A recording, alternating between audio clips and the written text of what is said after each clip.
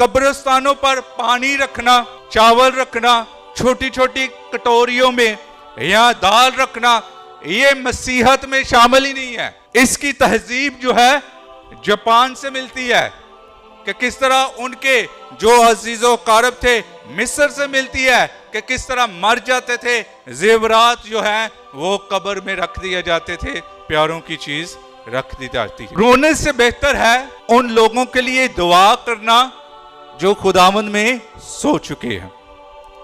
इसको बयान करने के लिए एक वाकया बताता हूं और उस वाकये में आप अच्छी तरह सोच लें। एहसासात हैं, जज्बात हैं, अपना कोई चला जाए तो वो इंसान रोना शुरू कर देता है। एक दफा का जिक्र है, एक मसीही जोड़ा खुदा के हुजूर काहिन के पास आया और कहा कि हमें काफी अरसा हो गया, हमारी औलाद नहीं हो रही, दुआ करें। काहिन ने दुआ की और खुदा ने खूबसूरत बेटी से नवाजा। बेटी बढ़ती गई, माँ बाप की लाडली थी। सुबह शाम उसे देखकर उन्हें ताकत मिलती थी, हौसला अफजाई होती थी कि चलें, खुदा ने और हमें कोई बेटा बेटी नहीं दिया, एक बेटी दे दिया, यही हमारी वारिस है और इकलौती है। खुदा के हुजूर बेटी बीमार हुई और बीमार होने के बाद वो इंतकाल कर जाती है, फौत हो जाती है, डेथ हो जाती है। आया जाता है, सारे अजीजों करब चले जाते हैं, मियाँ बीवी अकेले रहते हैं। अब माँ है, सुबह शाम दोपहर माँ रोती रहती है और मर्द जो है, उसका मियाँ जो है, उसे चुप कराने की कोशिश करता है लेकिन कामयाब नहीं होता। आखिरकार उसे घर की जरूरतों को पूरा करने के लिए नौकरी पर जाना पड़ता है। बाहर जाता है, शाम को आता है, उसकी बीवी रोती रहती है। उसे चुप कराने की कोशिश करता है कि खुदा ने दिया, खुदा ने लिया, और यूब साबर की कहता है कि उसी का नाम मुबारक है। और ज़बूर नवीस कहता है कि है मेरी जान, उसी को मुबारक है।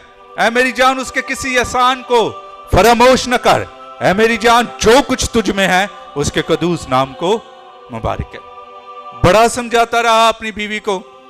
एक दिन क्या होता है, उसकी बीवी सोती है और ख्वाब में यीशु को देखती है और यीशु के साथ उन बच्चों को भी देखती है जिनके हाथों में कैंडल्स हैं और कैंडल्स जल रही हैं और उनके चेहरे ढके हुए हैं, लेकिन उनके चेहरों से बड़ी रोशनी आ रही है। और बच्चे जो हैं फरिश्ता मानिद होते हैं, वो यीशु के साथ हम कर रहे होते हैं, यीशु के साथ जो है ज़बूर गा रहे होते हैं, यीशु के साथ जो है बातें कर रहे होते हैं। और यीशु ने भी फरमाया, जब शागिर्द बच्चों को डांट रहे थे तो यीशु ने कहा, इनको मना मत करो क्योंकि आसमान की बादशाही ऐसों की है। दूर से देखती है, एक लड़की जो है वो भी ऐसे कवर है, उसके जो है चेहरे पर रोशनी नहीं है, चलने की कोशिश कर रही है और आस्ता आस्ता चलने की कोशिश करती है और उसकी मोमबत्ती जो है वो बंद हो जाती है।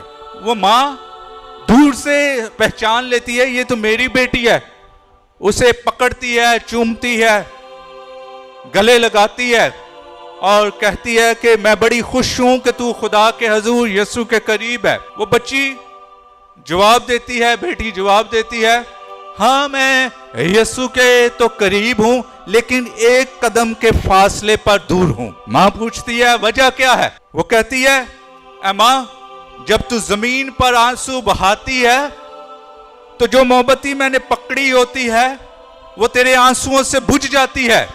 मैं तुझे ये कहना चाहती हूं कि मैं यीशु के करीब होना चाहती हूं, तेरे आंसू मुझसे यीशु से दूर कर देते हैं।